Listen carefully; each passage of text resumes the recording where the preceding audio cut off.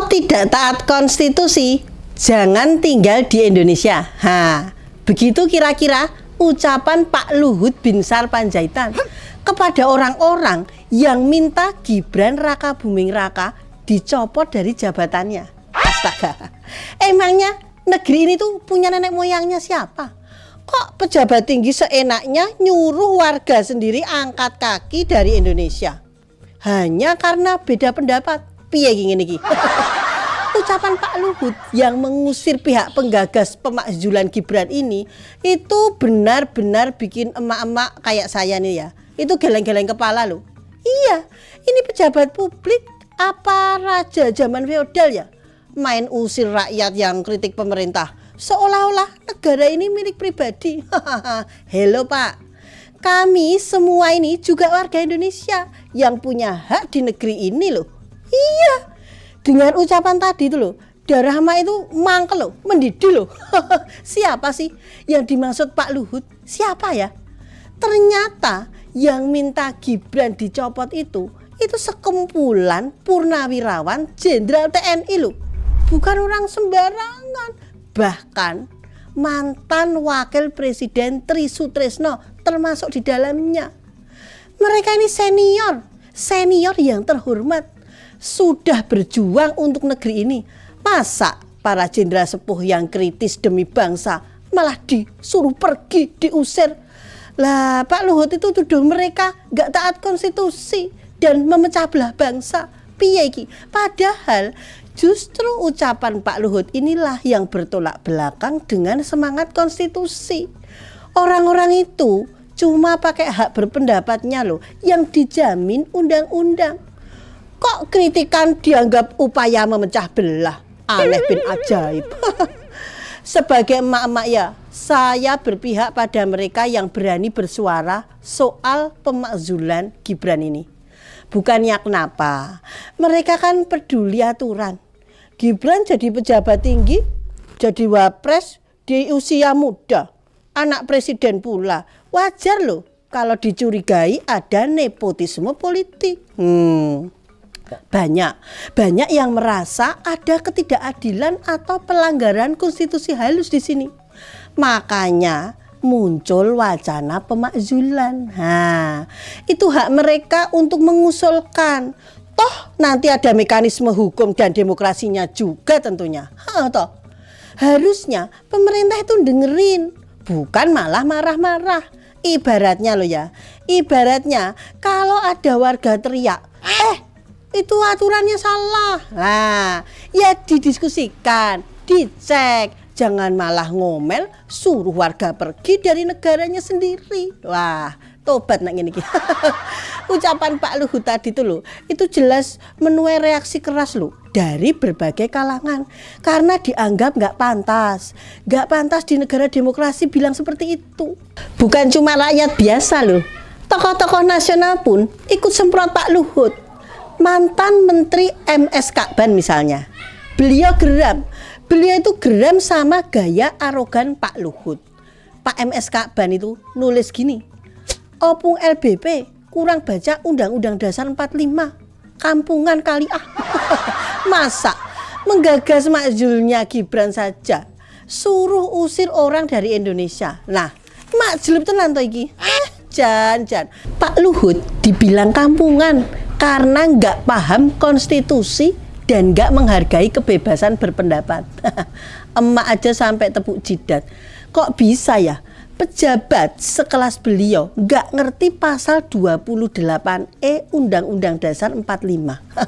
Pasal itu jelas menjamin hak warga buat bersuara, berkumpul, berpendapat. Apa perlu ya emak kasih buku PPKN lagi?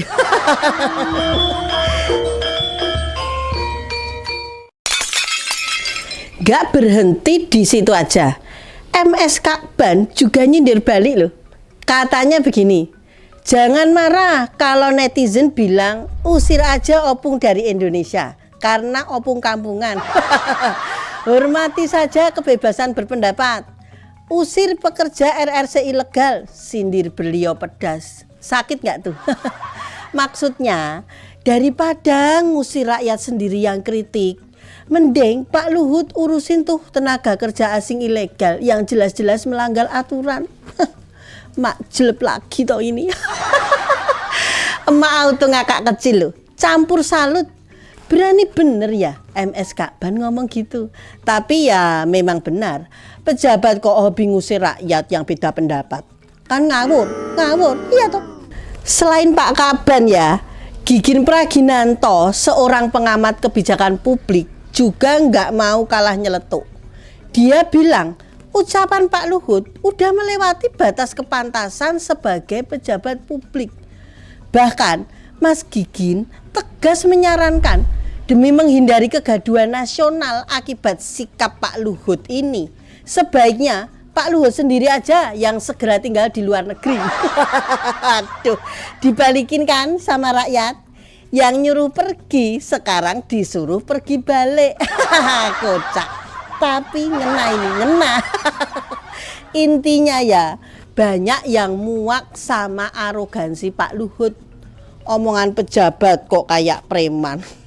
Orang selevel mantan Wapres Tri Sutrisno aja berani dia serang dengan kata-kata kasar loh.